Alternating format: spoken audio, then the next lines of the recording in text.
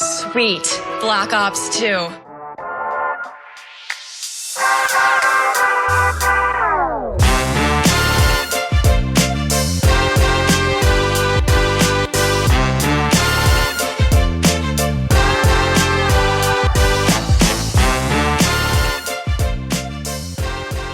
Hello, party people.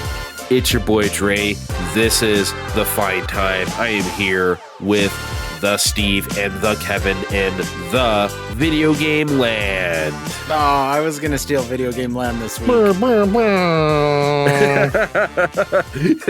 I wish I were Big Man. I wish I had horns on cue whenever I get hype. You better trademark Video Game Land, or a Fine Time for Healing is going to steal that. I know. What are we gonna do when they steal that shit? I don't know. Do you think Fine Time for Healing even knows who Big Man is? They're not excited about this new update. I bet one of them on that show is very excited about the Reef Slider buff. Jackass. I mean, just incredible. Who would have the nerve? You. Oh boy. Okay. Steve sounds so excited, as you guys can hear. So we're going to start with him because Pokemon MILF and Pokemon DILF are the thing on everyone's lips. MILFs and DILFs, right? On your lips. What's that song? Your kiss is on my lips. Your MILF is on my lips. Anyway, yes. Why don't you start with the Pokemon, Steve? Well, I pretend to sing that song some more, but I don't want us to get DMCA'd. We will get DMCA'd to fuck.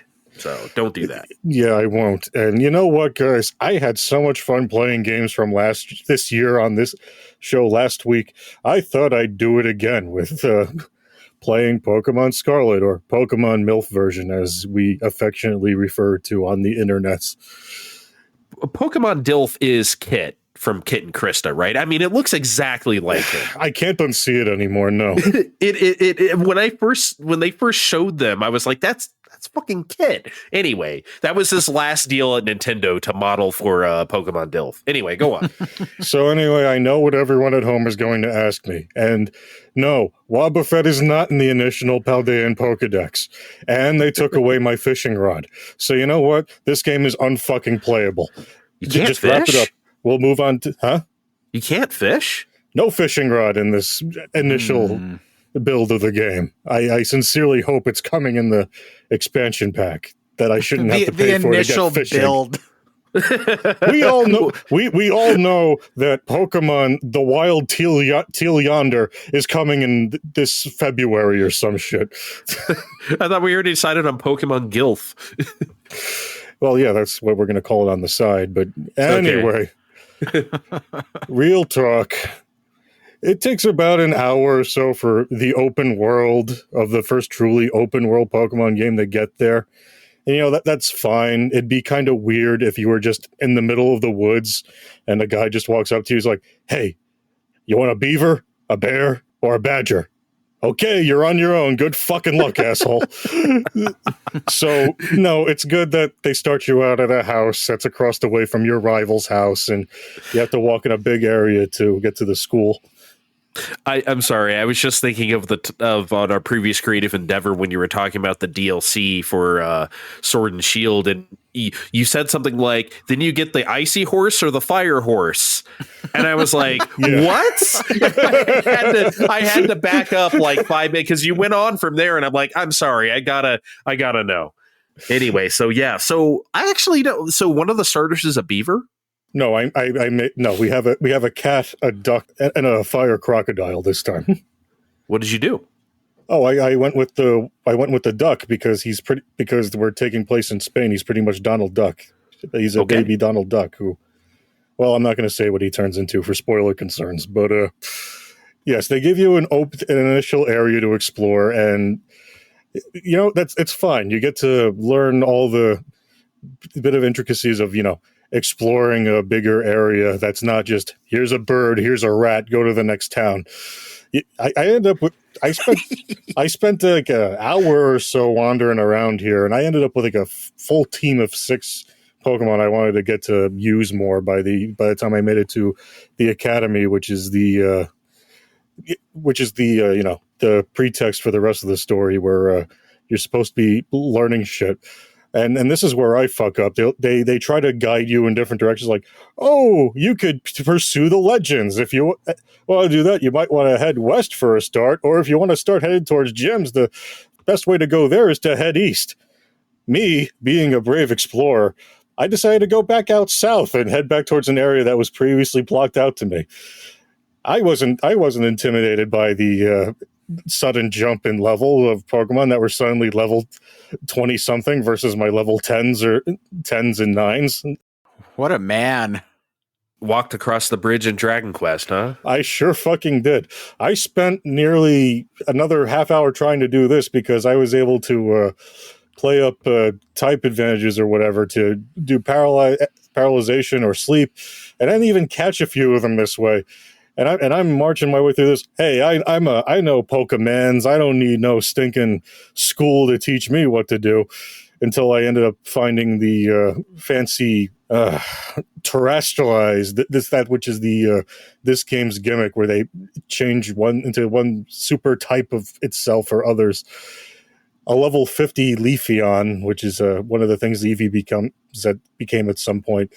At level 50, I'm like, hey, you know what? Maybe I'm done doing this over here across the bridge. Maybe I should. And then I'm looking at the map. I'm like, okay, I'm a brave explorer, but the my modes of traversal do not let me keep going. So I guess I'll go back into the academy town and then go left or right. I proceeded to go left and then played somewhat normally.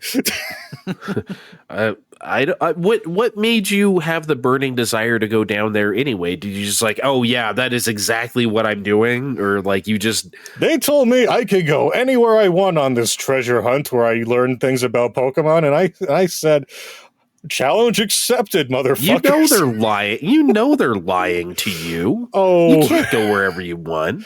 You sort of can as you can sort of challenge gyms in whatever order you want, but there's still the recommended order, which I'm kind of defying, and I can't really get into that too much. And that's the other thing. There's a lot of obvious issues that everyone on the internet has seen. I mean, them N64 trees are burned into my memory right about now. Oh boy. There's a part I sent to Andre very early on where your rival character is like, look around you, there's trees and wilderness all around us. And it looks like fucking shit. It looks so bad. I'm like, guys, what do you know? Dial it back a bit. No. It's like, it looks so bad, and he's talking about the wonder and splendor of nature, and I'm like, this looks like Quest 64. But this isn't even like stylistically a choice like it was in Arceus. This is just bad. Yeah, Arceus looks all right. I mean, like, yeah, it could clean up a couple things, but Jesus Christ, Milf and Dilf need some real serious fucking help. And there's some other problems too. And yes, a lot of it is caused by people being really creative with the way they're playing. Like, people found out that if you hook up 2 controllers at once, you can make your character run twice as fast. And you can. And I'm sure there's other weird shit still that's caused by the adventure together mode that you can play locally or online. I'm like, yeah, we wanted this forever, but you guys are not remotely ready for this. And yeah, look at all the shit we're finding. But you can turn the camera. You can turn the camera. Wow. Look, I'm gonna me and friend of the show Vin are gonna do a post game show when I'm done and dusted with all the scenarios. But yes, I can't lie to you. The frames are inconsistent, and things that aren't people or Pokemon, like the trees, look weird a whole lot of the time. But you know, then you start noticing other weird shit that happens. Like, you throw a Pokeball at an airborne Pokemon, and it's rocking back and forth like it's on the ground. Like, come on. Everybody's seen all of the like critiques of this, but I've also seen a lot of people on Twitter talking about how like life-changingly good this game is. So for all of its faults, first impression wise, how are you still like getting what you want out of it as a fan, or is it just like too hard to overlook at this point? No, that's the thing. I think there's a lot of things this game does right too. The towns are a lot of fun, even though I hate that the Pokemon centers are outside now. It just feels like a cheap rest stop at the edges of towns now.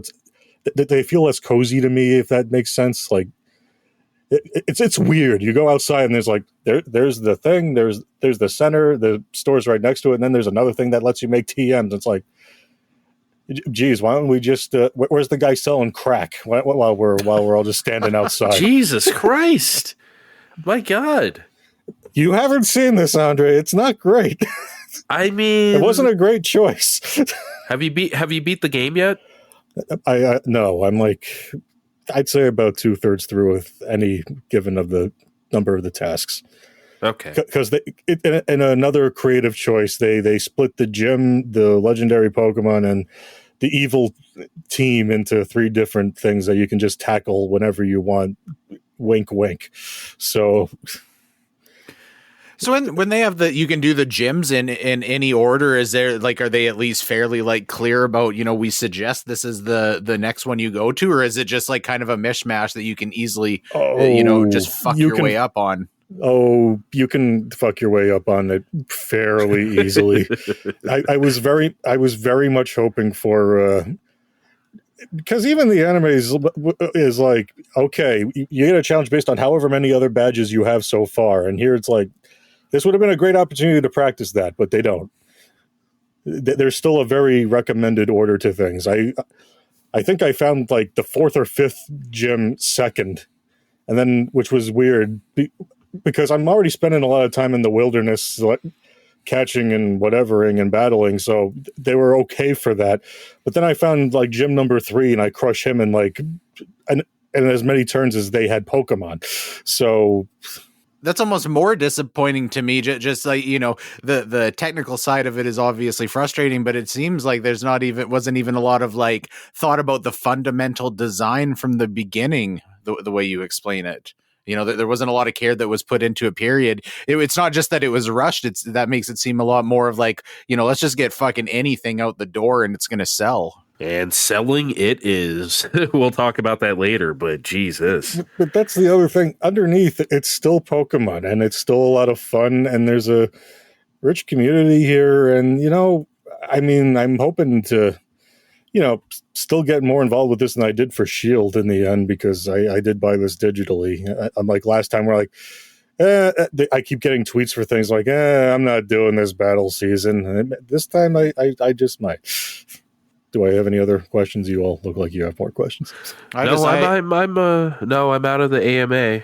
I hope for your sake they clean it up. Oh, I'm sure we'll get the bare minimum, but something we can't play anymore. I'm not going to play anymore, and neither can you. I finished Dragalia Lost in the final throes of its life last night. That you misjudged and you thought it had longer to live than it did. I thought it had another few months at least just to hang around. But no, guy, spoilers for a game you can't play anymore. You can't. Spoilers, even though you can never play this. Yeah. I don't want to spoil the YouTube video you're going to watch later of the Dragalia Lost movie. Why? Okay.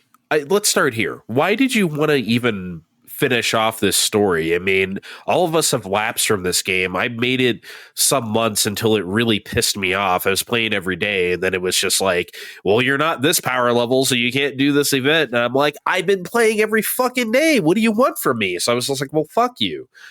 So what made you even want to do this? I was getting overwhelmed by all the different events and things too, because they just wouldn't fucking stop after a while. Oh, now you gotta fight the evil shady mafia, and now we gotta go fight the dragon pope, and now we gotta go fight the ninjas of the water clan, and it's okay, I still got Fire Emblem Heroes and however many other real games to actually play in real life, so we'll put this down. But I made it about 2/3 through the real campaign, and I figured, let's just wrap that shit up. Yeah, but I don't know. I guess I enjoyed the story for what it was while I was playing, but it wasn't anything I ever felt like, oh man, I better go back and polish off that Dragalia Lost. Someday now, Grandpappy Steve can sit his little descendants down and tell them all about the olden days when you could used to be able to play Dragalia Lost. Now Dragalia is lost. But you missed out on the waifu popes. There were 5 of them, and 2 fairy kings. Waifu popes? Yes, they were the holy leaders of the world, and they were all wearing skimpy outfits. as one does. What the hell? I'm sure there were a number of banners for me to pull them at some point, but I never did that. And then I'm sorry. Go ahead. Tell me more. There were 2 fairy kings, and one was betraying the other, and we never really addressed this again because there's just so many fucking dragons in Dragalia Lost. Some were horny for humanity, some were horny for humans, some were just horny on anime existentialist power, which is, appropriate when we have a story about the Idrisial tree and ghost warriors that pop out of it and bullshit interdimensional time travel fluffery, and you find out that the hero was a clone the entire time of a prince that died, sort of, but not really. And I think around the time they announced the game was over, they said, fuck it, and they threw a whole lot of this shit to see who was actually going to read it all. To be fair, the story up to this point doesn't have like a real solid through line from the outside looking in. No, it doesn't. There's another smaller clone who feeds on dark mana. I swear to God, this was somebody's OC character, Do Not Steal, and they made him into a real character. I'm going to be a real boy. Oh my God. All these, you want to know how inconsequential all these real characters were? For the penultimate chapter, my best character was Marth, Fire Emblem Marth, for when they crossed over with that. You gotta be fucking with me. Because I juiced him up, and I gave him the best equipment I could, and I still needed to call in for co-op on that last chapter because they did the thing like, you must hit my tails at the same time or you'll never finish me. I'm like, well, you can't do that with a computer. And thank God someone came in to do co-op at the last possible second, or that fucking shit wasn't happening. I remember Reggie talking about Dragalia Lost. He was trying to pimp it. It was one of the last times I remember hearing him speak before he left Nintendo. Maybe that's why he left. I don't know. Like, I distinctly remember, you know what I mean? Like, they really wanted this to be a thing, but it felt like after a while, Nintendo themselves didn't give a shit. It had a number of crossovers over the years, and I think that was the attempt to try and make it, relevant, but that doesn't, how I feel about that. That doesn't fucking do anything. Okay, big fucking deal. Okay, Marth is in the game. Wow. Has nothing. I mean, that was all very, they did 3 seasons, 3 different years of Fire Emblem special banners to cross over with Heroes specifically. And they were all very much, and if you all want help in your game, and they were all like, nah, we're good, thanks. Yeah, good luck. Good luck with whatever next game you try, Nintendo. What do you got, Kevin? I don't know. I feel like I got to start out defending myself because the other day these guys were giving me shit. Oh, we play these new things, and then you go and you fucking pick up a version on Game Boy Advance or something. At some point, it's not a coincidence. You guys play Kirby, and I just happen to play Kirby on Game Boy at the same time, and just happened to. Maybe there was a couple other instances that happened. So I also decided to play Pokemon. This was not because Milf and Dilf were coming out. I've been keeping an eye out for Ruby or Sapphire for a couple years. When I was a kid, I played Yellow and then I played Silver, and that's where Pokemon ended for me. I haven't really spent any time with a Pokemon game heartedly until Arceus come out earlier this year, which I quite enjoyed. And I've always been kind of curious where I left it off. So I found a real good deal on Ruby a week or so ago.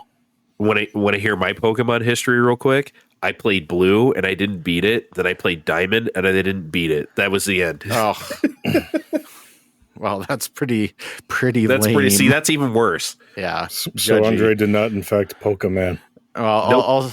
I'll send you my copy of Ruby after I'm done with it, so you can not beat it thanks. as well. I definitely have a Game Boy Advance to play that on. I will definitely do that. Better send him the SP-101 to go with it, Kevin. That's right. No, thank you. You'll never get it back Because you'll love it so much. Yeah, that's the reason.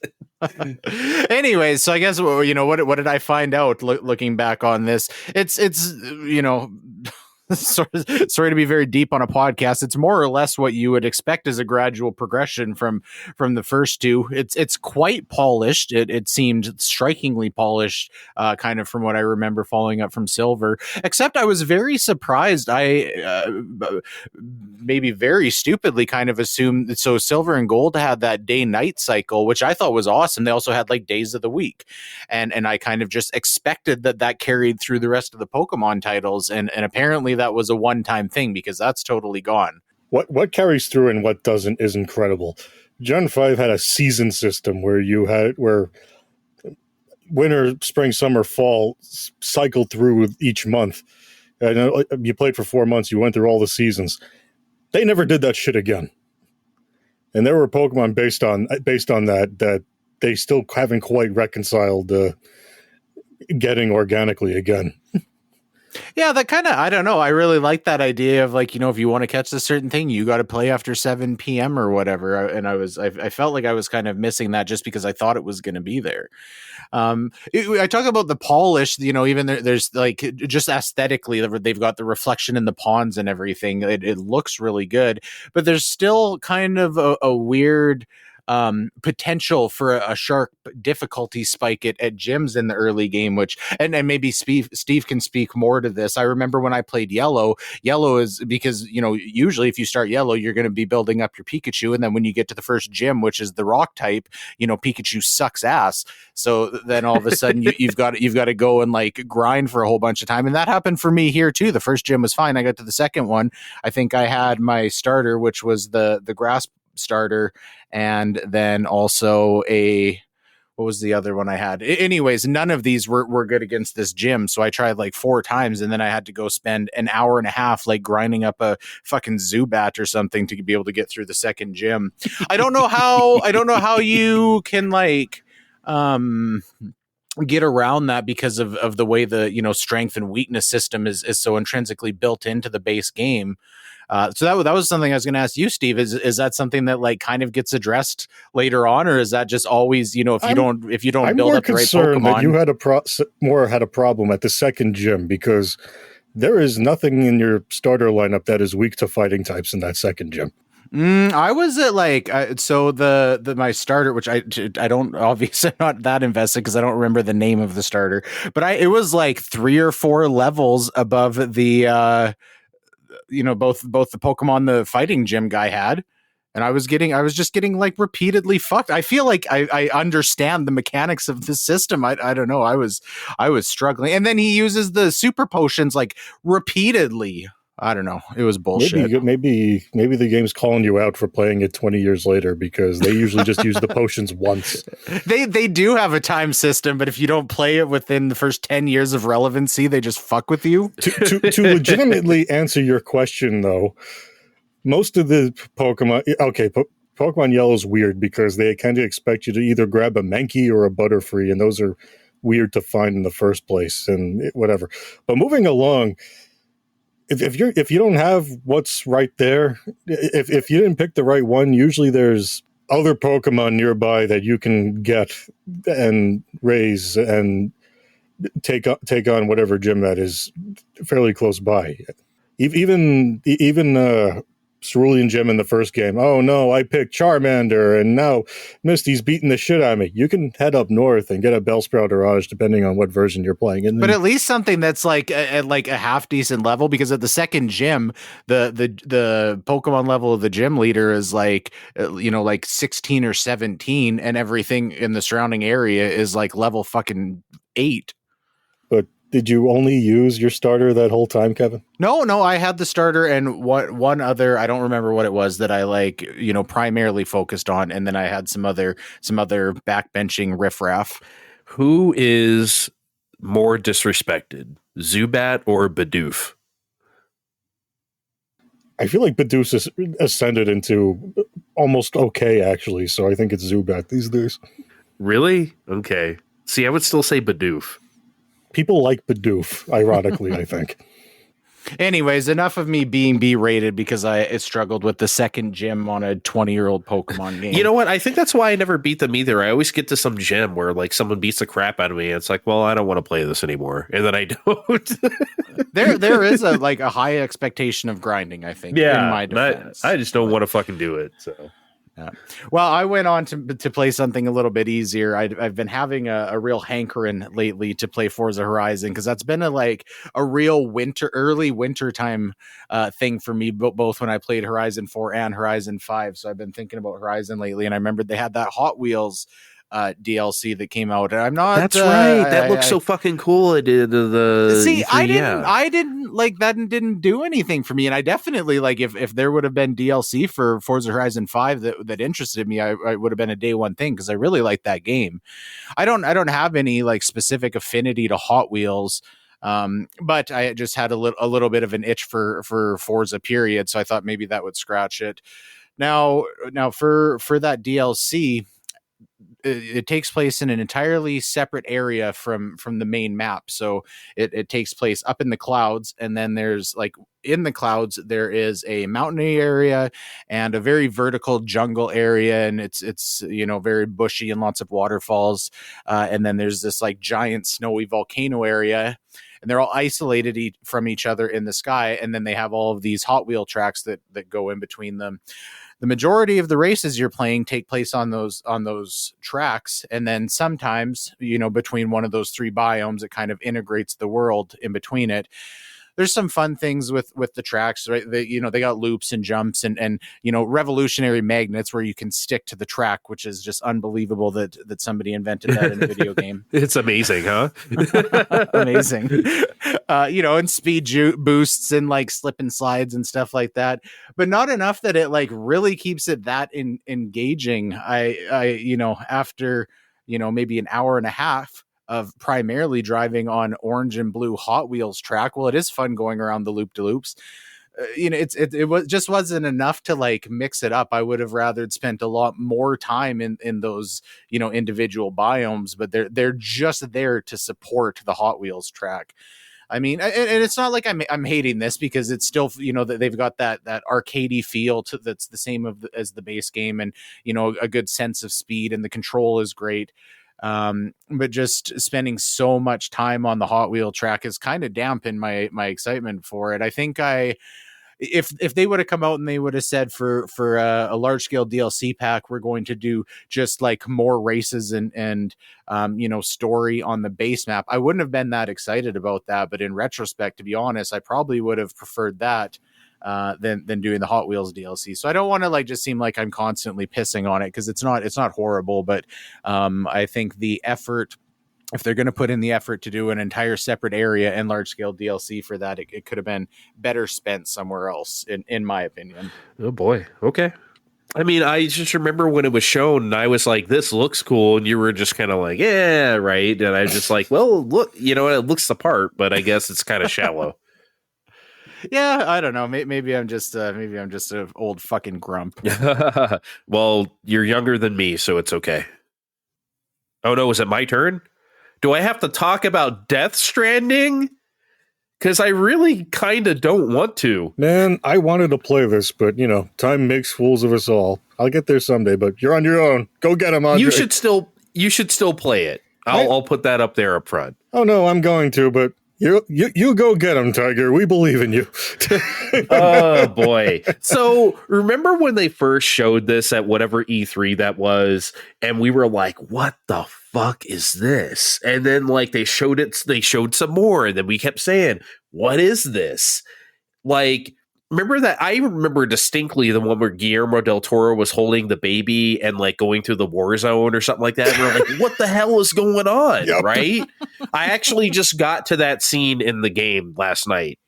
So I was like, okay, now it makes some more sense, but not really, because Death Stranding.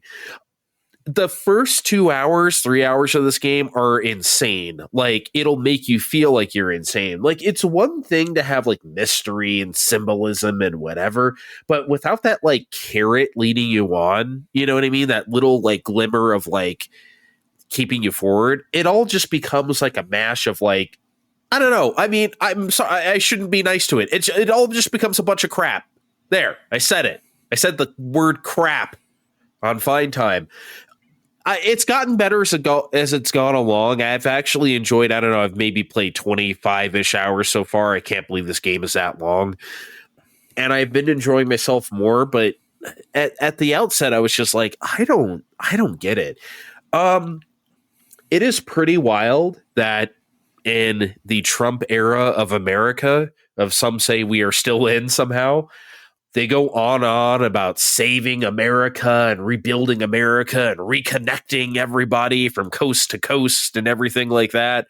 And it's just like, yo, this is wild. I mean, I don't think it was like intentional commentary, but but remember, games are not political, guys, at all. Like that no. Especially not Death Stranding, where in like the first 30 minutes the president dies. Nope, not political at all. Okay, don't make anything of it. That was the president of your local Bennigan's. No, the real president's fine. Yeah, or there's a president of her Paul Schatz Bakery. It was definitely not the president of the United States. It's weird. You don't really know how the Earth got fucked up. I don't even know what year it is. You know what I mean? I don't know. Think about something like, it's funny to compare this to Horizon since it's the same engine, but like, think about where that game, they dole out the information to you, Kevin, like in a way that's like, okay, now you're finding this and now you're finding that. And it's like how the world came to be, how it is. Lore and world building and not just a bunch of like weird bullshit for the sake of being weird. Exactly. Death Stranding does have lore, don't get me wrong. It's just, it takes a little too long to get there. And then when they do, it's like, well, that wasn't enough. I kind of wanted to know more about that. You know, it's not enough to string me along. Anyway, I guess I shouldn't speak for everybody. But I'm really, I want to explore this a little more because I'm really surprised to hear you come away with this, because generally something like this, I feel like you're much more likely to say, hey, it added aesthetic value and I'm there for that. I feel like I'm more like the one to be like, this didn't make sense, and it's more, flash than substance or whatever. Yeah. Well, you know what? What's a good comparison for this is Killer 7. Because like that's a game where it's like, it's really weird, it's really out there, and like it's strange, but the core of the story. America and Japan are having a conflict, if you will, of sorts. You know what I mean? Not necessarily war, but it could escalate to that. And that's the backdrop for all of the weird. And after the first chapter in Killer 7, they explain basically the state of the world to you. It's the near future. It's this and that has happened. We can't travel by plane anymore. You know what I mean? You know a lot. Meetings are illegal. Meetings are illegal, and Christianity is illegal, and communism runs rampant. No, but yeah, but like a lot in Killer 7. As wacky as it is, I feel like I don't really know a whole lot what's happening in Death Stranding. So there's just like not even enough to like tie it together to like somewhat give it a backbone. Yeah, I mean, look, it has some. I'm not going to say it has absolute zero where it's just complete weird shit, but it's not enough for me. One thing I really don't like about this game, the stealth portion is like really poorly telegraphed. Like the combat in general, if you will, encounters, I had no idea what I was supposed to do, and I just kept getting not killed, but just really wrecked by these like ghosts. And I'm like, I have no idea what they want me to do here. That's such a frustrating feeling, right? Mm-hmm. Especially in games like this that try to hold your hand through like a lot of early moments, like this is how you do this and this is how you do that. When it came to the ghost stuff, it's like, good luck, motherfucker. And I was like, okay, I guess. I found out basically you just do the normal stealth thing of just crawl everywhere and then they won't hear you. That's the solution to everything. Just crawl. So it's just like, now it's too easy. It's just boring. It's like, I don't know, man. And then there are actual like humans that you fight sometimes. And it is really cool that they do establish there is an in-world reason why you can't kill anybody. Okay, so that is something. But the combat in this game is terrible, and it feels terrible. I cannot stand AAA games that have such terrible combat. Terrible. Like, that's the reason why I can't play like Ass Creed or something. It's like, it feels so bad to play when you get in a fight with skirmish with like 3 guys or something. You have to like punch and kick them. It's like some of the worst shit I've ever felt. I mean, in like, not Last of Us, I don't think you have hand-to-hand combat. There's another game where I was thinking of it where it's like, I don't know why they're so terrible at this. Not every game needs to be Bayonetta, okay? But like, you got to do better than this. I will say, though, this game looks absolutely fucking incredible. Absolutely. If I didn't know this is a PS4 port, like, I would have never guessed. This is crazy the way this game looks. Yeah, there's some stuff with like pop in and stuff that could be alleviated if it were like, you know, like natively built for the system and whatever. Okay, fine. But like, it looks crazy good. You know what's weird? They have performance and resolution, but both of them run at 60 frames a second. So like, I don't know what I'm sure resolution, obviously it's like 4K or something, but like maybe because of my TV's VRR or something like that, I've really rarely seen some like framey stuff. I don't know what the difference is. I'll have to, Digital Foundry can like educate me or something on that. But like, I thought that was weird, but this game does look crazy good. You say it looks really good, but usually if it doesn't get a graphics on PlayStation 5, baby, I'm not, I don't feel like it's like a 100%. It's almost there. It's almost there. It's really, if they were like some like the open world, if you will, is like a little, I don't know. I wish there was like some more structure so that just wide open like spaces. I understand that's what they're going for. I just wish there was like a few more like buildings and other interesting like geometry. If it did, that would definitely get a graphics on PlayStation 5, baby, and I would play our song. But outside of that, it's great for what it is. The haptic feedback on the controller, the DualSense, is excellent. It might be the best use of it I've felt yet, maybe outside of Gran Turismo 7. It is so good. Like, and especially because I'm sure you guys have seen the main gameplay loop. You're a porter. You carry packages from here to there. You're going over different kinds of terrain, and that stuff is actually really great. It's not boring at all. Like, you think just like walking from here to there would be boring. No, you got to take into account all sorts of stuff while you're going from here to there. So what makes it fun? It's very involving. Like, okay, you have to take into account, for one, like how much stuff you're carrying, right? So it's like that can make you feel really heavy. You might sway side to side sometimes if you get going, or if you start going down a hill, you need to really like core up and like hold both triggers so you don't tumble ass over feet or whatever and like spill all your cargo and break it. You know what I mean? Because it's pretty unforgiving that way. Not that it's like, oh, you touched this little rock and you tripped and you died or something like that. I mean, it's not that asshole-ish, but you need to account for stuff like that. And it's honestly really fun. And of course, if you're going up, you know, some mountainsides, you need to take some ladders. You need to take some, because you can't really like climb, you know, so you need to like take that kind of stuff with you. You need to plan a route on the map to get to where you need to go, depending on the tools that you have at that time that's available to you. Honestly, it is really fun. It's kind of cliche to say this, Kevin, but it's honestly one of those things you have to like play to understand. It really, I know on paper it doesn't sound like it. I've planned routes on maps before and it wasn't that good. No, honestly, I think that stuff is fun. It's not for everybody though. It may not be for you, but I really enjoy that stuff. One also flaw, and I'm going to leave it at this, of the game for me is that the protagonist is he's just one of those guys who's surly and mostly silent. And it's just like Guillermo del Toro, whoever are in these scenes with him, like acting circles around Norman Reedus. I understand, like, it's just like the character's personality, but it kind of sucks. like, honestly, it just feels like people are, like I said, a silent JRPG protagonist. People are just like talking at him a lot of times. He just stands there and looks at them. It's just like, okay, are you going to like be more interesting than this? I just can't.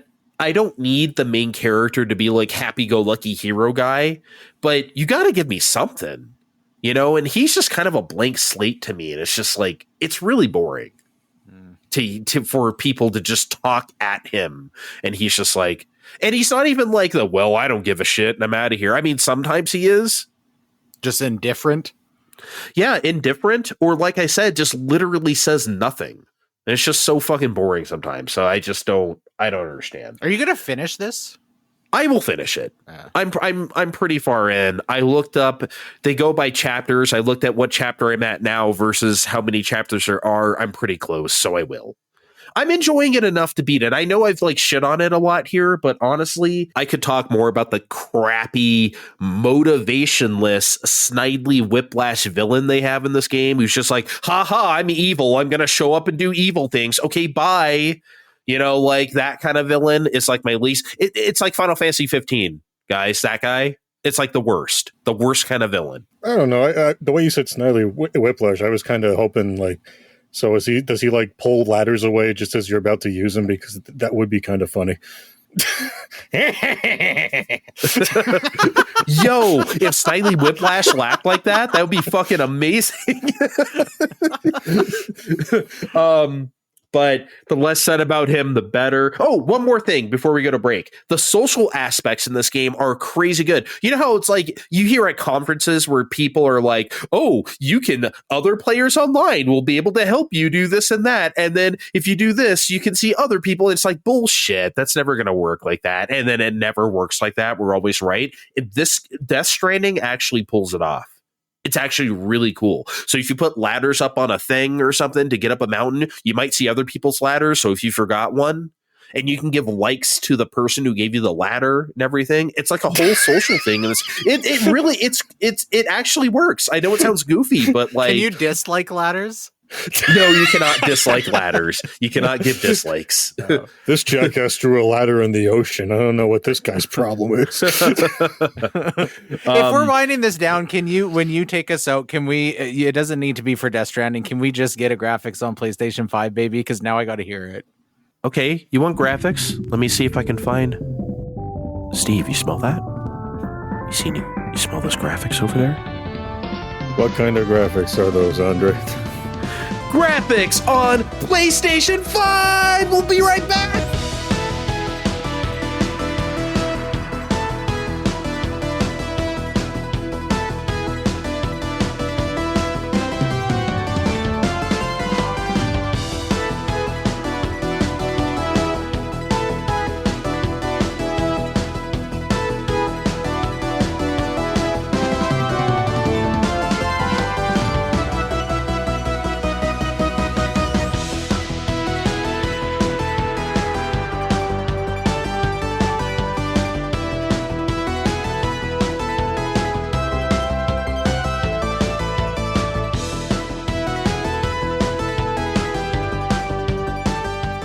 All right, we're back. By the way, if you like the song you're hearing, shout out to Ancient Mariner.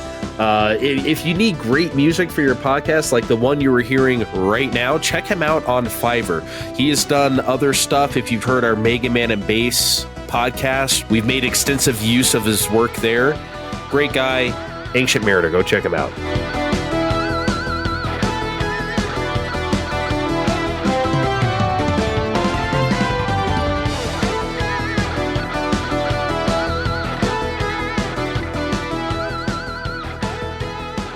All right, so big questions. Let's start with one that happened yesterday, sort of spontaneously. What did you guys think of the new Mario trailer? I would say direct, but it really wasn't one, even though they called it one. So the trailer, Kevin. I want in on this. I was gone when the first one came out, so I haven't got to give my shitty hot takes yet on this. That's right. You know what? I'm fine with the voices. The faces took a little getting used to. That, like, you know, obviously it's not like classic Mario. I think I can get on board with that.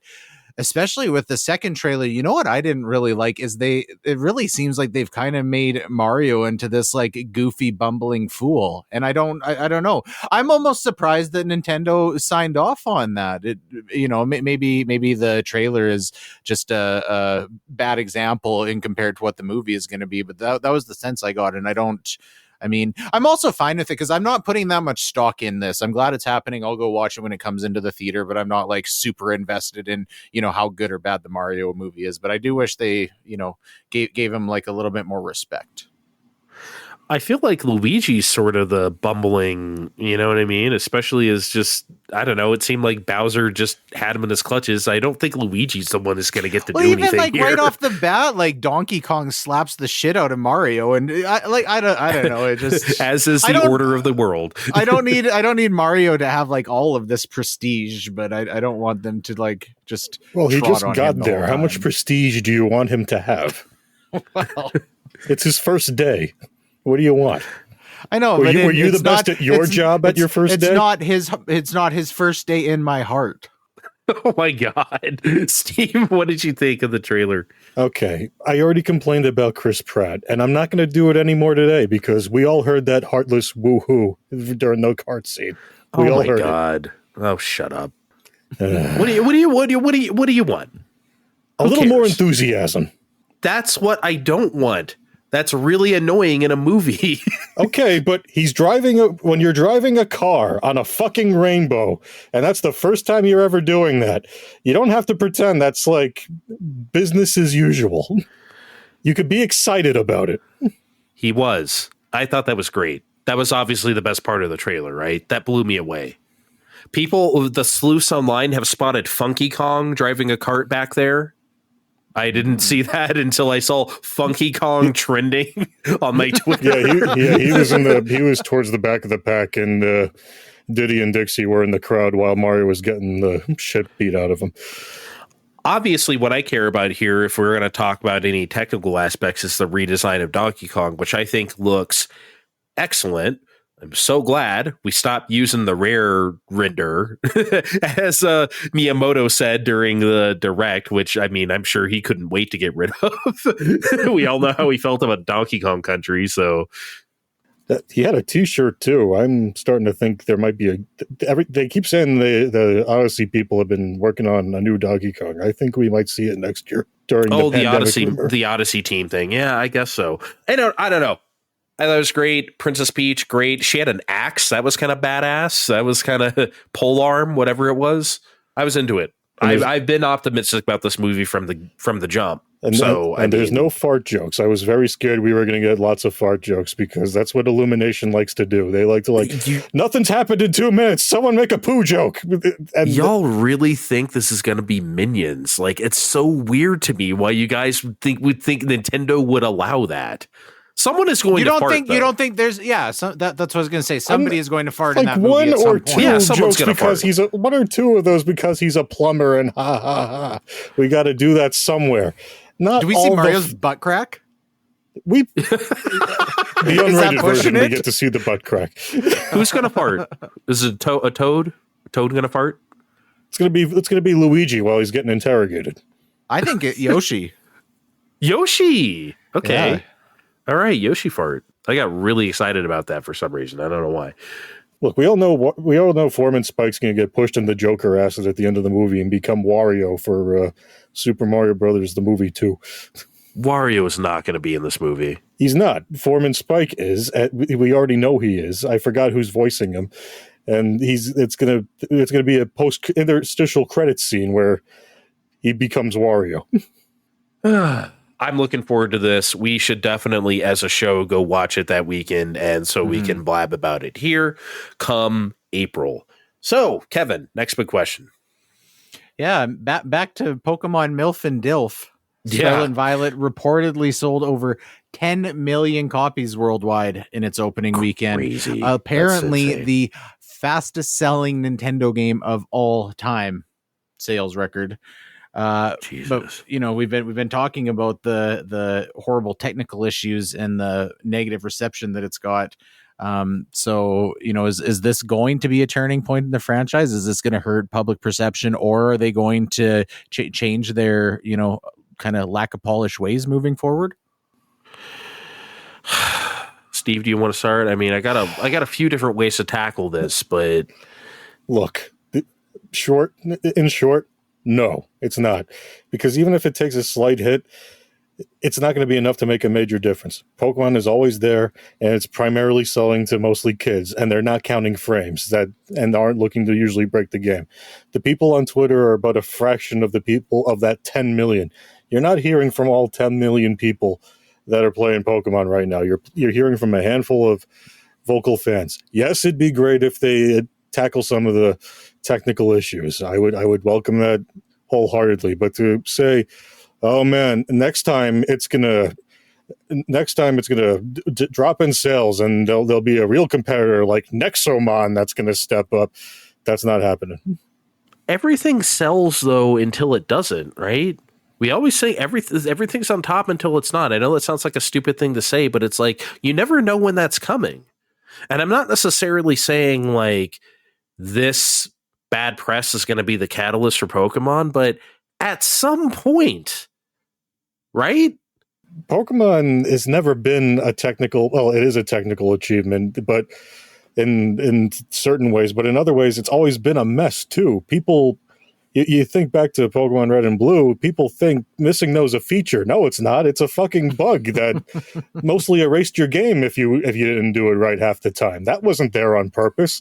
And there's all kinds of weird shit. We're only noticing it now because it's on a quote unquote console system, and you're going to see that shit more. If this was still 2D on a handheld, we wouldn't be having this chat.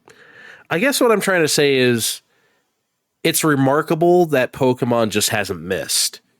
Like, there just hasn't been that one entry that just didn't sell that well, and then like it rebounded with the next one. It hasn't even had that.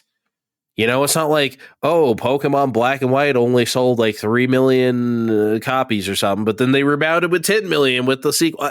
It's like, it doesn't even have the spotless record is pretty unprecedented. But there's kind of this phenomenon I think of, though, that usually pertains to the music industry, but like sort of a band is hot, right? And so no matter what they put out, it's going to go multi-platinum because they're hot, right? It could be a piece of crap. But then the fans don't really forgive that, right? They remember that last album was a piece of crap, and then they're not there for you anymore. It doesn't matter how good the next one is.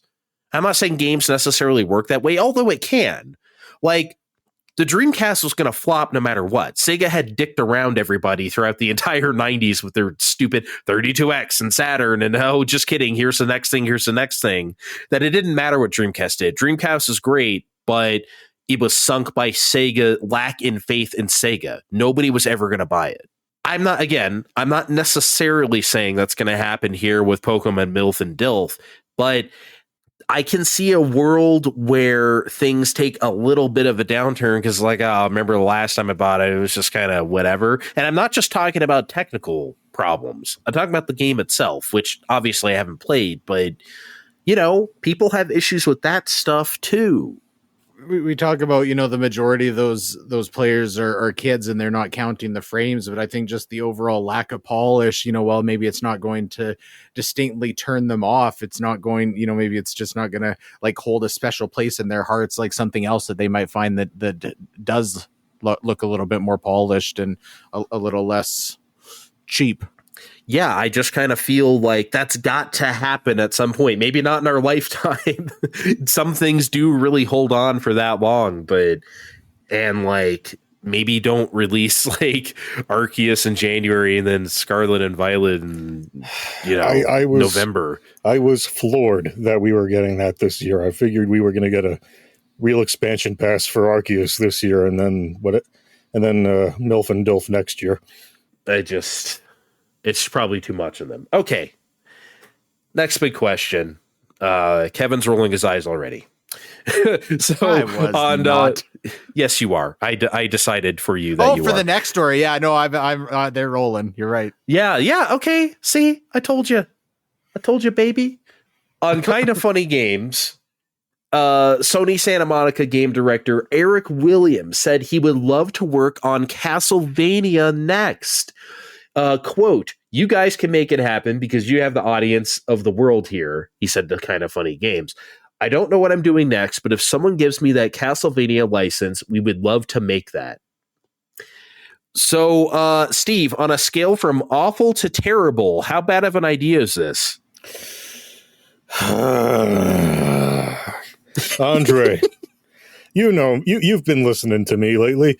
I've been enjoying. I loved God of War 2018, and when I have a few minutes, I like playing God of War Ragnarok. I hope to finish it soon, someday, maybe. I don't know how long it is, and I really do. But if they get Castlevania, no, none of that. Castlevania is in 2D, and even Retro Studios remembered this very important fact when they were handed Donkey Kong Country a decade ago. Anytime Castlevania goes in 3D, it is a fucking disaster at worst, and I guess this isn't the worst at best. No. I'm not saying you guys need to make God of War, we're going to Egypt now, but for a third game, but not Castlevania. No. Just no fucking Castlevania. Look, we've tried. And look, I know I'm going back to like really old examples here, but what's the first? I mean, not Castlevania 64. I mean, we can forget about that, which I've never played, by the way. I would like to. But like, we've had Lament of Innocence, which I thought was terrible. People swear by Curse of Darkness. I don't know what they're smoking. Lords of Shadow is embarrassing. AAA fucking trash. Like, how many more times do we need to do this? I almost never say this about anything, but you're right. It does need to stay in 2D. And in fact, it needs to stay nowhere. There never needs to be another Castlevania game again. Nobody needs to make one. Please don't. You guys are acting like they're wanting to take like a franchise that has never had any harm done to it, something so beloved that they're going to like smear its saintly reputation. Like, I mean, come on. Okay, so say they do make something and it's trash, then throw it in the pile with all the other 3D Castlevania games. Okay. Who gives a shit? And Steve and you use Retro Studios as the fucking example of saying that they shouldn't take a 2D game and turn it into a 3D game. Come on. Okay, they knew when to do it and when not to do it. And this is also what I'm going to say here, because, oh my God, I'm sorry. I can hear both of your guys' bones creak as you think because you're old. Listen. Set in your old ways. Okay. Listen. I get how a studio can get stuck in a rut, and I can understand how maybe they don't want to do God of War Goes Egyptian or whatever for their third entry. I get it. So maybe they want to do something else. Maybe it doesn't need to be Castlevania that they picked from the garage sale at Konami's house. Oh, I'm sure you remember the time you spent with the original Castlevania in 1937 very fondly, but they're not going to take that from you. God of War Vegas Vacation. Oh my God, that'd be so good. No, just don't do it. Just don't do it. We don't need to have Castlevania anymore. It's fine. Just don't. Please. And Kevin says, yeah, it's another shitty game thrown on the pile. Yeah, but like, why? I mean, I'm going to have to play it and I'm just going to have to piss myself off. Like, I don't want to do it. Yeah, okay? That reminds me, while Kevin's being honest about not playing Pokemon, how many Castlevanias you played over there, buddy? Not as many as you guys, for sure. But yeah, because I'm just saying. Give it a chance, you guys. You might like it. I will not give it a chance, and I will not like it. This game that doesn't exist yet, or maybe ever. Okay, let's move on before Kevin decides that he's going to put us in a home. All right. So, Blizzard announced last month, I think, that on January 23rd, all the services for their games in China will end. Everything. World of Warcraft, Hearthstone, Overwatch, Heroes of the Storm, everything.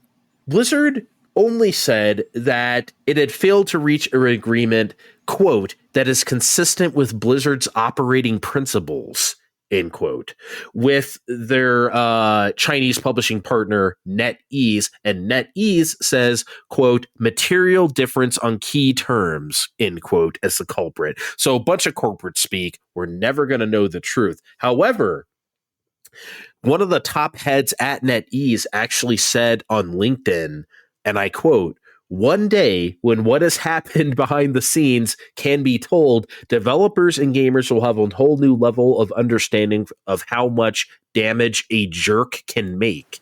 I feel terrible for players who lived in those worlds. What? That doesn't even make any sense. Okay, so first of all, here's my first thought. Don't they have like 3 or 4 Overwatch League teams in China? Awkward. Like, what the hell are they gonna do? I don't know how you even look. I'm not the guy that knows about professional games. This is after my time, but I don't know. Don't these things make money for Blizzard? Yeah, but it's just like you're cutting your league. Okay, like we're pulling out of the NFL says, oh, we're pulling out of the East Coast. No more Giants or Jets or Bills. I guess some people would cheer. You know what I mean? It's weird. It's just okay, these teams are gone. But I guess more importantly, do you think this is like a ploy by Microsoft? Obviously, Microsoft is buying ActiBliz to reposition Blizzard games in China themselves, like Microsoft's inroads in China. Do you think this is like some intermediate step? I don't. It feels backward to me. It's you. The leagues are already there. Why would you need an intermediate step instead of just one day saying, "Okay, this shit's being done by Microsoft now. Okay, thanks, bye." How does that help them, do you think? I don't know. Like, do they get some sort of cut, I guess? Because, like, they're going through this publishing partner, NetEase. Do you think Microsoft's like, well, fuck that. We're going to, you know what I mean? These games bring in billions of dollars of revenue. We're not sharing that China money. I kind of doubt that Microsoft can just walk into China and say, hey, guess what? We're taking this money and we're taking it back to the States. I suppose not, but I thought like Microsoft is kind of like, isn't Microsoft kind of like in China? Am I like making that up? I feel like they kind of. That's the only reason why I asked that, because I thought I don't have any better explanation. That's for sure. This makes no sense. Although I just feel like the move would have been an email that says okay instead of Blizzard. Send your emails to Microsoft about tournament concerns. Can you imagine if Destiny was still published by Activision? What a fucking mess all of this would be right now. Like, that would be insane. Jesus. That would be like layers of crazy. I love how like heavy-handed that quote seems, you know, when he says a whole new level of understanding of how much damage a jerk can make, where like the fact that you selected jerk, you know, and that like that kind of like pounded me to the soul. Yeah, remember when Papa John went nuts and then COVID happened? I had 40 pizzas in 30 days. There will be a reckoning. That's right. 40 days and 40 nights of pizza. Same vibes. Forgot about that. If you guys booted me from Fine Time and then put out a press release calling me a jerk, that phrasing would hurt worse than anything else. How much damage that jerk made. And he was very impolite. Okay, Steve, next big question. So I feel like this was not even a day after we recorded last time. The Fuji News Network just broke news that Yuji Naka of Balan Wonderworld fame got arrested for insider trading related to a Dragon Quest installment that he heard about at his time at Square Enix. Unbelievable. What the hell, guys? Just unbelievable. I mean, go ahead. No, I did a bit more research. He like bought a lot. What happened was he bought a lot of stock in another company. I forget their name right now. Who and they were making a mobile game. They made Dragon Quest Tact. You can get it on your cell phone, telephone right now. he made a obvious gamble on a mobile game and won. Like, come on. There hasn't been a whole lot of details outside of what you just said, so like I'm not sure what else to say about this other than like it seems exactly the kind of thing someone would do who doesn't take responsibility for anything. Remember he had that long tweet storm about Balan Wonderworld and he was like mad at Square Enix, I'm not working there anymore. They took me off the project and I didn't get to finish it. And it's like, bro, maybe because the game fucking sucks, you could work on that for the next 10 years and it wouldn't be good. They removed you because you were incompetent and they were right to do so. Like, it's just, honestly, this episode just makes me look at his developmental history and just think like, man, this guy just got lucky with Sonic, huh? He did. The man hasn't made anything good since Sonic Adventure. Oh, Sonic Adventure sucks. Okay, shut up, Steve. I mean, look, say what you want about Keiji Inafune, but at least he was like a great manager of content at Capcom. He got shit done. He got stuff out the door. As a producer, as a manager, like maybe Mighty Number 9 sucked, but like he was never a creative that way, even though he tried to pretend he was. But like, I mean, people talk shit about him. We should really like put Yuji Naka in that camp of like, boy, this guy just failed upwards. Look, I'll be nice for just a second and bring up how Probe could have very easily been forced on the mobile market. They made a few pretty okay games on 3DS that were a couple bucks each, and some of them were even on the Mi Plaza there, but and a handful of others on the second Wii Play. I think like he has that kind of scope where they could work on smaller games. Anytime he flies too close to the sun, he fucks up, and that's what we're looking at here. I'm just imagining him in prison, like going through a Rolodex of other game developers he knows, begging them all for bail money. Shiggy, buddy, I know you're busy opening a theme park, but can you bring over 1 million yen for bail? Hey, Kamiya, I'm calling in that favor from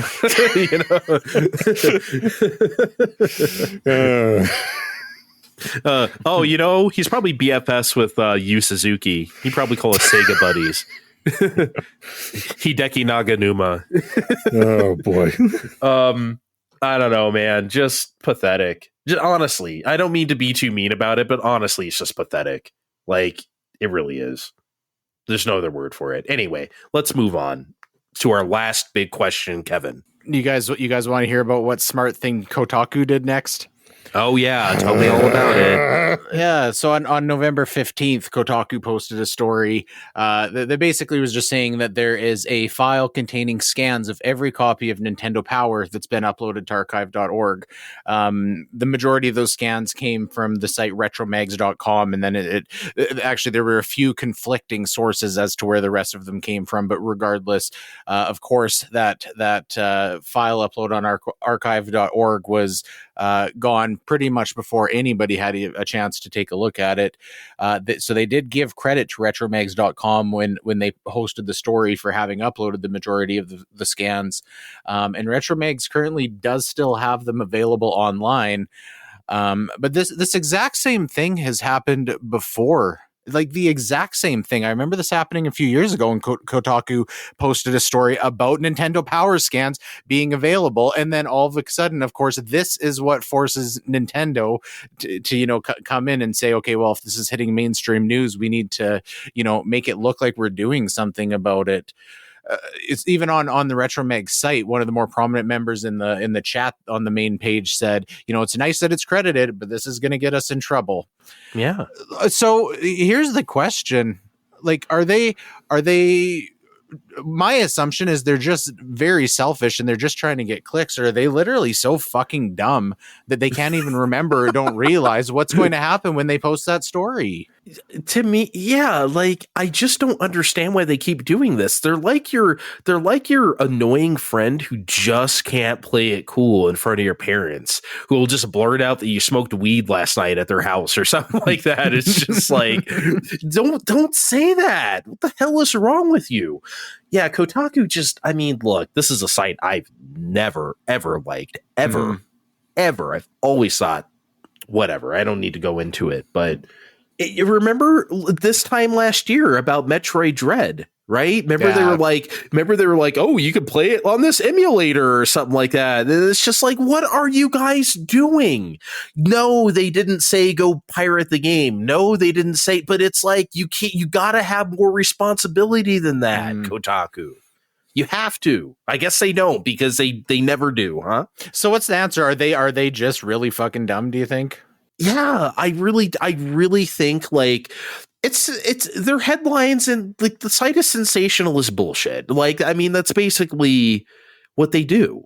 They always have like, even like, I mean, look, I'm not saying like people shouldn't complain about what's going on with Overwatch 2 and the prices on the shop and all that stuff and Battle Pass, because it is not beyond criticism. I have a lot of criticisms myself, but then they'll have a article about it that's just like the sad story of Overwatch 2. It's like one of those YouTube like drama videos where it's like the rise and fall of Ratchet and Clank or something. It's like, I didn't know Ratchet and Clank went anywhere, guys. I don't know. Very clickbaity. Yeah. And I hate that shit, Steve. Look, no matter what's going on over there, I think we gotta just stop inviting them to our birthday parties. No Super Nintendo Killer Instinct for Kotaku next year. Nothing for them.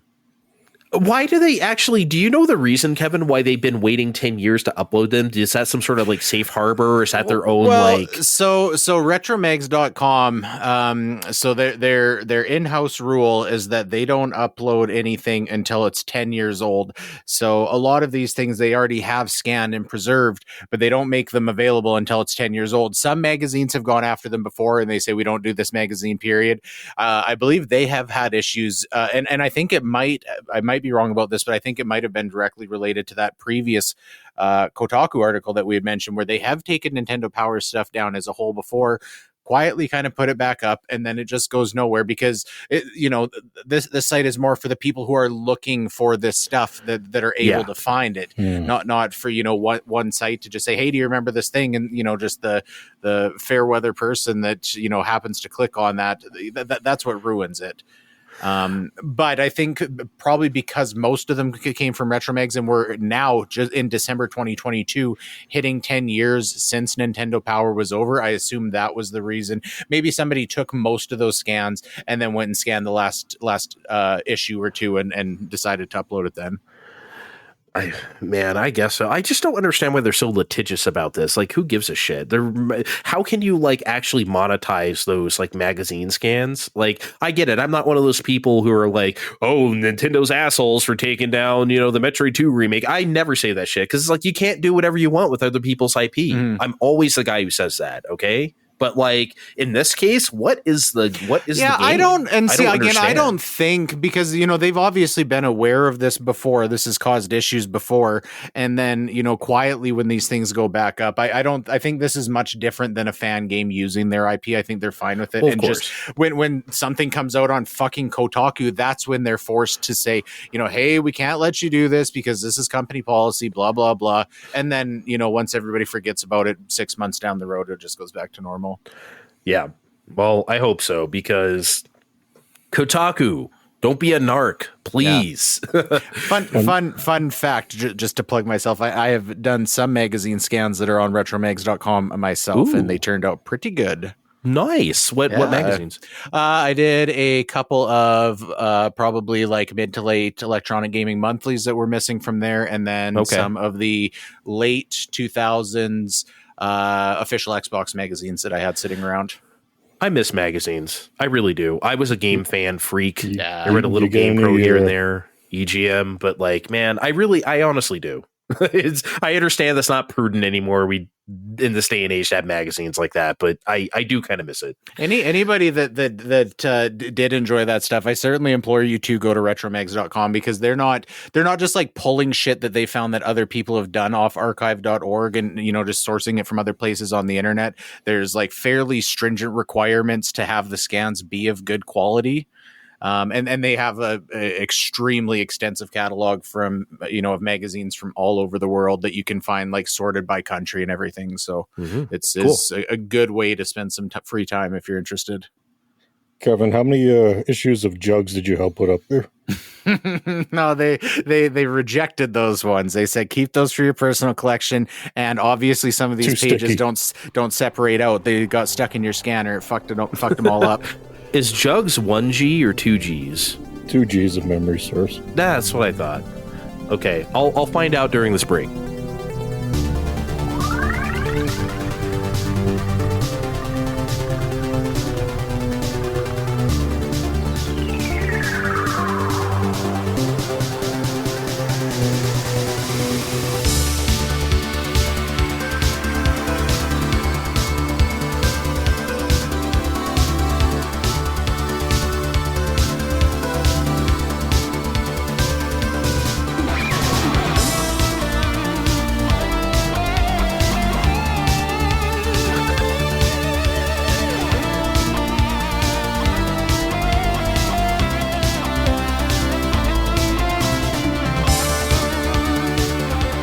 All right, everybody, we are back, and we have a few things here, just some random odds and ends that we wanted to get talking about. So we did our Twitter mailbag last episode, but we had one straggler, but it is a question we wanted to answer, so we're going to do it now. Kane Andrews asks us, what dead, quote unquote, dead series are you glad to see dead and you hope it stays that way? People are just asking, what do you want to see make a comeback? But nobody ever asks the opposite. So what do we want to see dead? Let's start with Kevin. You know what? And I don't think there's a lot of demand for this to come back, but I hope they just leave Guitar Hero and Rock Band and all that shit in the past. Yes. They tried bringing it back, and I fucking loved Guitar Hero when it was relevant. I still have my drums. I've got I was a Rock Band person. Yeah. I've got like 12 plastic guitars sitting in the closet here, and it's still great when you pull it out, but there's nothing more they need to do with that. And they really, that worked very well in a very early and kind of pre-internet gaming time. So I hope if anybody really gets the itch to play Guitar Hero, go to the fucking thrift store, because odds are you're going to find like 4 plastic controllers there and, 12 copies of Guitar Hero 3, and just get your jollies out, because that's the best way it's ever going to be again. Also, I wanted to say, I think this was a very good, thoughtful question. So he's a very good and thoughtful man. Don't let him know I said that, even though he's listening to this. Steve, what do you want to see dead, stay dead forever? Guys, I have my candles lit, and because this was such a very thoughtful question, I'm like, oh, geez. I had to think of things that were actually dead or not actually heard from for a while. And then I finally happened, guys, Alex Kidd, what the fuck? Why? I know they technically remade the first one and put it out this year, but I think all they did was like color in the lines or some shit, because no one talked about it after it came out. Well, it's on PlayStation Plus Royale with cheese if you really want to find out, and I did, and guess what? It's still the same mediocre ass Alex Kidd you've ever played. And you know what? You could keep your we could keep that rock paper scissors playing Monkey Man right there where he is. I think that's okay. I'm with you. I don't get Alex Kidd. I never understood Alex Kidd. Look, I'm sorry your parents bought you the wrong system in the 80s and got you a Master System instead of an NES, but that doesn't mean you have to pretend Alex Kidd is good. It's not. It's not bad. It's just not really good. That cuts somebody deep right there. Oh, well, I'm sorry. Let us know in the comments. Yeah, well, yell at me in the comments if you were a Master System kid, but I'm sorry for you. Okay, mine is this. Fucking enough about F-Zero already. It's over. It's not the 90s anymore. We don't do cool futuristic racers like that anymore. I don't know. I guess there was like a Wipeout on PS3 and they ported that to Vita and then like PS4. No one gives a shit. Okay? Like, it's just like, it was just weird legacy content. That's the last time anyone ever tried. It's not cool anymore. You don't actually care about F-Zero, everybody, so stop pretending that you do. Enough. Steve is raising his hand in the class. Because he actually cares. And you know what? Even if we did have enough F-Zero, which, guys, how could that possibly be true? Why haven't we just made Sega? Why didn't they just make Sega remake GX and AX for us in a neat HD 60 frames plus per second package already? Because it already is 60 frames a second. Okay, on a system people have. Yes, of course.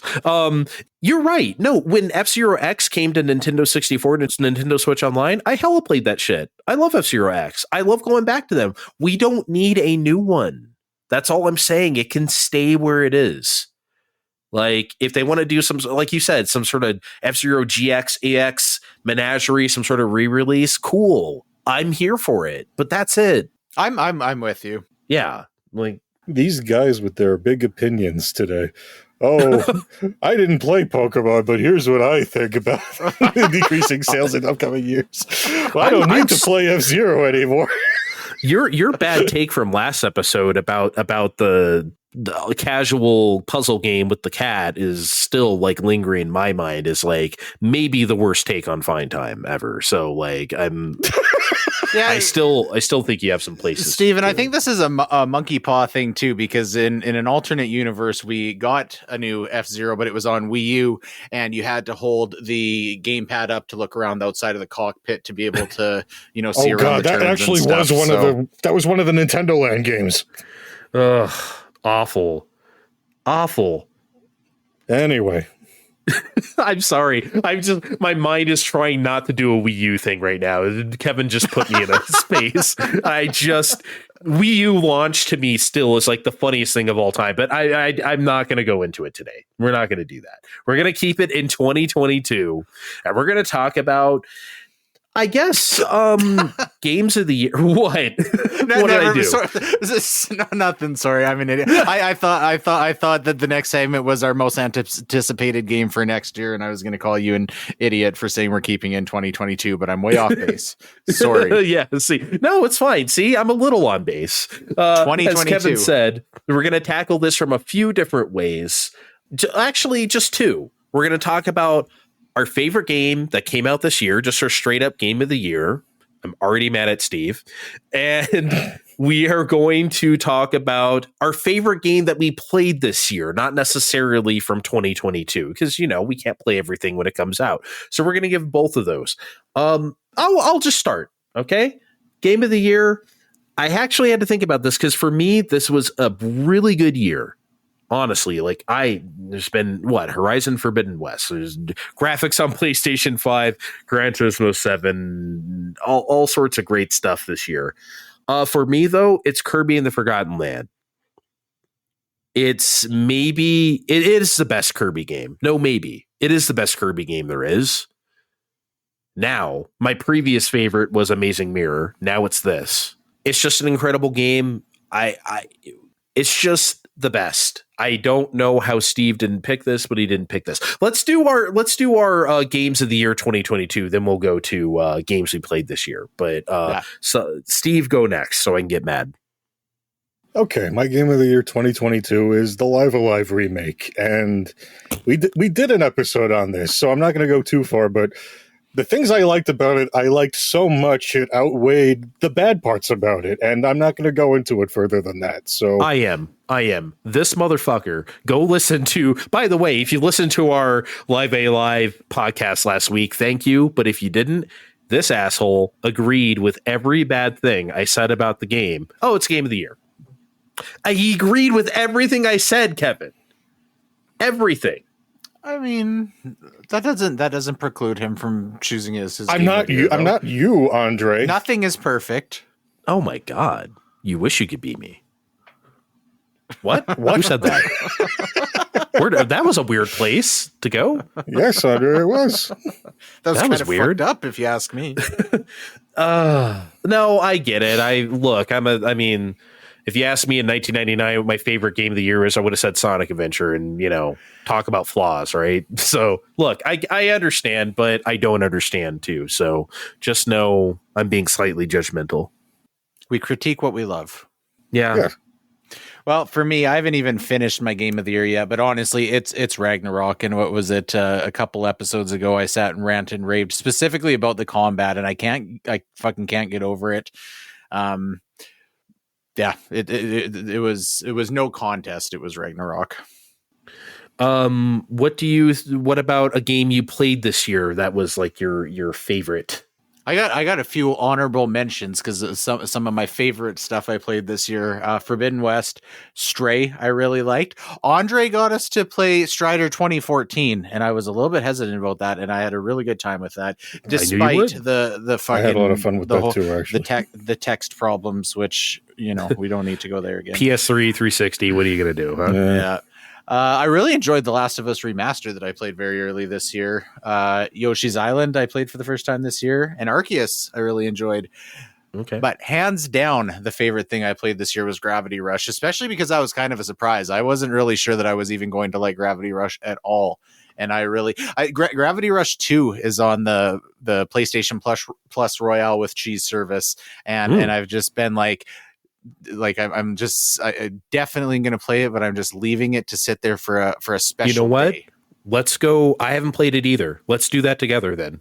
Okay. I have never played Gravity Rush 2, and we both love the original. And I played the original on Vita.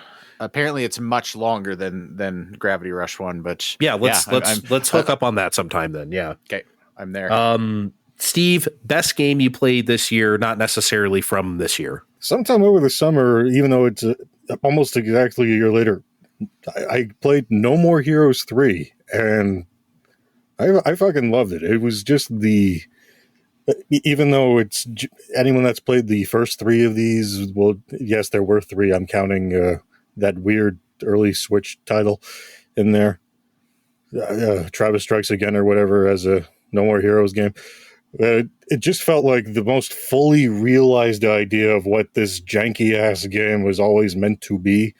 And it's still janky on the other side, but I don't know if he's got more of these in him, but I think this was like the perfect conclusion to where they started with No More Heroes all that time ago and where they ended up. I can't say it's perfect because it's not, because when was this ever perfect? But it was a lot of fun, and I'd recommend it to, well, anyone that wanted. If you thought you were going to want to play it, you absolutely should. Now I want to show the guys here in our video chat that I have a nice shiny PS5 box of No More Heroes 3 right here, ready to play, so I can step all the nasty on Switch and have an actual technically competent port. So I am going to enjoy this soon, very soon. Somehow I don't think the PS5 is going to solve all of the jank that No More Heroes has caused over the years. It's going to solve a lot of it. It's going to power through a lot, I would imagine. We'll hear from you soon, I'm sure. Best game I played this year, from that, just in general, definitely Shin Megami Tensei 5. I fucking love this game from top to bottom. It was incredible. I spent like 100 hours on it. Steve spent 69. Nice. But I spent even longer than him, which is weird because I'm usually the get to the point guy in the RPG, but I loved every second of playing that game. It was incredible. It's my new favorite Megaton game ever, probably supplanting Digital Devil Saga 2 or whatever it may have been before from a long time ago. It was great. I can't wait for the next one. Hopefully we don't have to wait like the whole generation of the system to get it this time. But I loved it. And I want to play that again, actually, but oh my God. Who has time? It's so involved. Don't know if I can put myself through it anytime soon. What are we looking forward to the most next year? If we had to pick one thing, Kevin, what is the thing next year for you? It's Tears of the Kingdom, obviously, but that seems like too easy of an answer. So I wanted to throw out I'm genuinely curious about the Gollum game. I don't think anybody else gives two fucks about that game, but I'm really looking forward to seeing how that turns out. I honestly forgot that was a thing. So yeah, and I'm also very curious about how Hogwarts Legacy is going to turn out. I'm not like a diehard Harry Potter fan. I enjoyed the books when I was a kid, but it sure looks like that's very ambitious. So those are both ones that I'm going to be like closely watching reviews, and if they get glowing reviews, I'm probably going to play them. I heard there's no Quidditch, which is weird. I feel like even those PS1 games had Quidditch. There was a whole Quidditch game on GameCube. I don't think there was a whole Quidditch game. I don't need the Quidditch. Just like the idea of like the open world in that setting is pretty intriguing to me. Back then, though, they probably made the Quidditch like Blitzball or whatever that is in Final Fantasy X or something, which is like the worst. You know what? I found the Quidditch game in like a set of other shit a couple months ago, and I'm curious. So maybe I'll play it and I'll get back to you guys to let you know how it is. Okay. For me, actually, no, fuck me. Don't fuck me. Steve, you go next, actually, before I do. There's a handful of things that's coming next year, but guys, it's still Tears of the Kingdom. It's always going to be a Zelda game for me. I'm a whore that way. you fancy new Zelda? Yeah, that's what Steve's waiting for. You a big old slut. Yeah. That's it. Yes. Look. I'm not. Listen. I'm not the guy that needs to pour. We're past the age of game magazines. If I read too much into, I don't want that shit spoiled into me. I want to go into this as fresh as possible. We're going to go in the sky sometimes, and sometimes we're not. Sounds great. Let me play the game on May 23rd, 2023, and I'll find out for myself. I don't need to see anymore. Steve sluttiness was already known far and wide, so we don't need to make a big deal of it. Well, yeah, we found out this. Just slide the game under my door when it's ready, all right? Slide? Oh, when you said the word slide, I thought you were going to say something else. Get your head out of the gutter. You two, no, please. There's a hole cut in the bottom of this case of Tears of the Kingdom. I would like that, what you just said. I would love that to be a back of the box quote. Sometimes you're in the sky and sometimes you're not. Zelda, Tears of the Kingdom. Oh, man. Okay, for me, it is definitely Final Fantasy 16 next year. I'm actually not that big of a Final Fantasy person. I haven't even really played like half of them. Like, I only played the first two because of Dawn of Souls. The only SNES one I've ever played was 4 Advance. That was the worst way to play that. Oh, shut up. And like Final Fantasy 9, I loved, might be like in my top 5 favorite JRPGs, but like outside of that, not a whole lot else, And I don't know. There's something when they first showed that trailer of Final Fantasy 16, it just hooked me from the beginning. I am so ready for this game. God, we're going to be between Final Fantasy 7 Remake 2 maybe next year and then this. I mean, Jesus Christ. It's going to be good. All right. With that, we have a little, it's weird to say an announcement, but kind of, this is our last big deal of the year. We're going to take December off, recharge our batteries, not really worry about finding recording time during the holidays. We're doing this and that, right? But that does not mean we are going to leave you high and dry, because next week we are going to have me and Steve do a Bayonetta 3 post-game show. All right. And then the week after that, me and Vin are doing ACA Neo Geo, a beginner's guide. As we promised, we're going to have that before the end of the year. And we are going to keep that promise, bitches. So I don't know why I called you all bitches. I'm sorry. That's not nice to call the audience bitches. I mean, look, they know what they are. Just like, you know what, you're a slut. Oh, you should have known he was a slut from when we played Boyfriend Dungeon. He slept with like everybody. You remember that? Like, he did. Yeah. I dated everyone. I certainly didn't sleep with them all. Oh, you slept with vampire. We could tell. I drew the line at that vampire and some of those other ones. I fucked the vampire. I definitely fucked the vampire. That was peak sluttiness peak Steve sluttiness this year for sure. But honestly, I mean, I feel like we don't say these things enough on the show. Thank you guys for listening. Again, this is not our final show of the year, but it's going to be the final one we record. But thanks. We are not a show that focuses on numbers at all. It's not really why we're here. It's kind of just a hobby for us, not a job. But they've been not through the roof, but definitely the best we've ever had. We've built through the year, and just hopefully we become a better show along the way also, Steve. Thank you. Oh my God. All right. Yeah, well, thanks to listeners and everybody that's helped out with the side episodes throughout the year as well. We had a lot of people who joined in. Yes, and we have stuff already recorded for next year. There's always stuff in the can here at Fine Time. By the can, I mean the toilet, because that's where mines are. So thanks for listening.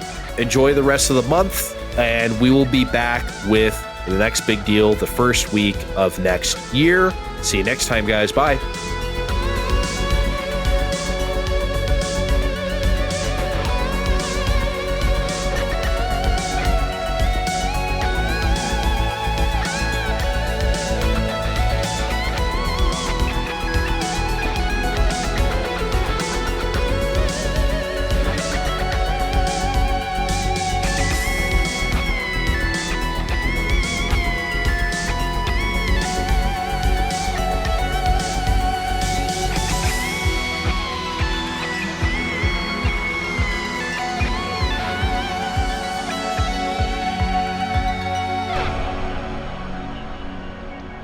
Poor little Andre going to school, seeing the other kids, you're like, damn, them are some nice slammers.